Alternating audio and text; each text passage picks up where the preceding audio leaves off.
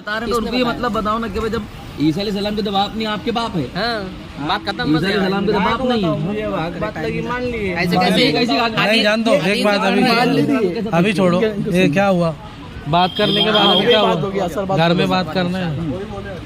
हाँ ये उनके लड़के क्या? ठीक ठीक।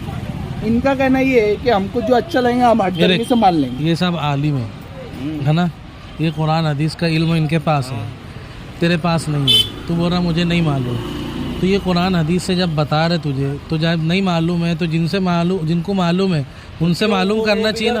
क्यों बताया मुझे? वो आलिम है, वो आलिम है, लिखते आता था, पढ़ते आता था। तो अल्लाह की तरफ से मिला था, इसको अल्लाह की तरफ से मिला। हाँ हमारे नजदीक तो मिला। अरे बाप रे, अल्लाह की तो कौन आया था लेके? यही तो कहना अल्लाह के रसूल छुपे हुए कौन आया था लेके? मलकुल मौत आए थे क्या? वो कोई भी आया नहीं मालूम होगा ना। मानने का अरे हमने मान लिया। अब तुमको मालूम होगा ना, तुम मानने वाले जब को पूरी उसके डिटेल पास रखना। अल्लाह की तरफ से इल्म आ रहा और वो मेहदी है, ईसा है, तो मेहदी ईसा छुपते थोड़ी फिरेंगे, सबके सामने आएंगे वो तो। वो क्यों छुपते फिर रहा? वैसे भी चलता अच्छे से। और तुमने खुद ही गाना कि रहबर है, और जब रहबर है तो खुल के आना ना फिर। इस्लाम के रहबर है ना, तो क्यों छुपके फिर रहे फिर?